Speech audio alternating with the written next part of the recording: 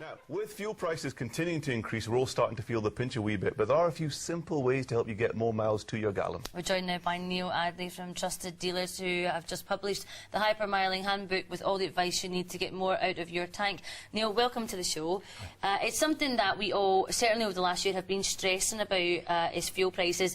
My sister will kill me. We were all out for Hogmanay and we'd all had a wee bit to drink and we were all crying about absent friends that weren't here, and my sister broke down in tears and we thought she was crying over someone that had passed away, but it was apparently because of petrol prices at Hogmanay. So she had a wee bit of a cry to herself, Lindsay. I know that feeling. You know that feeling, but it really has affected some, especially for your family. I mean, it's another big chunk of your income because the prices are through the roof. Yeah, and some people are choosing not to take holidays in the UK because they can't travel all the distance they need to, and it affects people both at home and at work.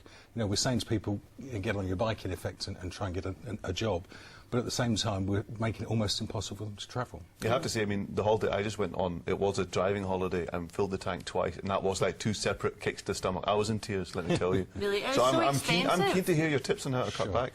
But there are ways, of course, that we can save money on fuel. You've got kind of 5 tips for us to go through. One of the ones I found really interesting was the first one, which is emptying out your boot. I mean, mine looks like a jungle. I've got high heels, everything in there. That really does make a difference. Yeah, I mean, at the end of the day, when you've got your car boot full of stuff, whether it's a snow shovel in the summer or whatever. Well, we can see it here. I mean, look at that car boot. This guy, he's going to have a big bill. Yeah. You've got to... To be fair, he works for Argos. Yeah, you've got to think, all that stuff in the boot, you're paying to move all that around the country as you're driving to work or going to visit friends and family. So it makes sense to have a good clear out, kind of like you would with your handbag every now and again. Make sure that I need to do that too, thanks. That's 2 things I need to do tonight, the boot and the handbag. That's the boot. What about tyre pressure? Because, again, it's something I don't check because it's a yellow light, not a red light, so I leave it. But it's flashing. It's really important. It's really important. Look at your face, you're upset. I'm not checking my tyre pressure. Yeah, well, for 2 reasons. One is definitely around fuel economy, because if the tyre's not fully inflated, it's going to generate more friction, and that friction, to compensate for that, you're going to need to use more fuel to get the wheels spinning.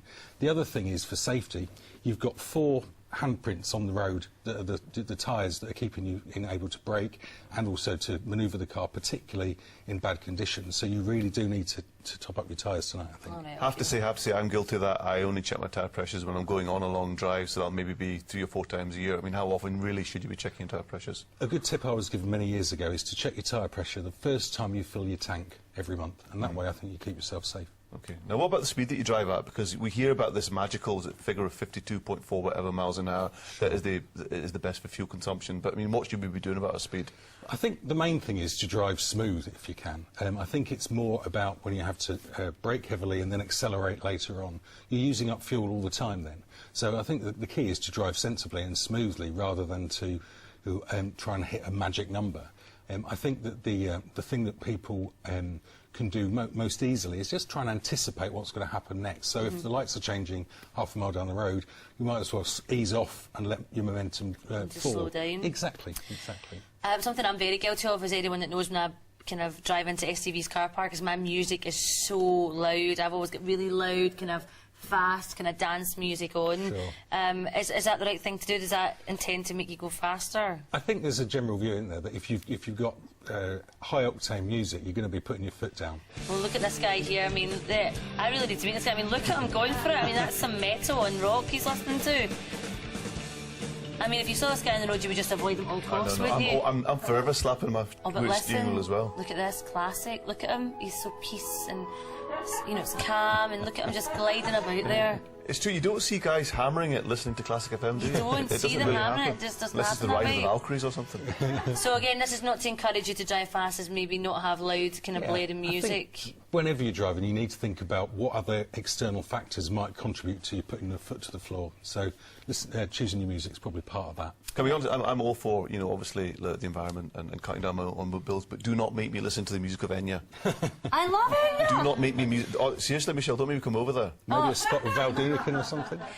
Right, we'll talk about Enya later on. Last but by no means least, something you had a big problem with was obviously air conditioning. Yeah, not the car I've got now, but the previous car. It was just drinking petrol, and I didn't know why. I took it to the mechanics, and he said, well, have you been using your AC? I said, only all the time. And he said, oh, that's actually a really big culprit for fuel consumption. And I hadn't made that correlation before. Sure. Sure.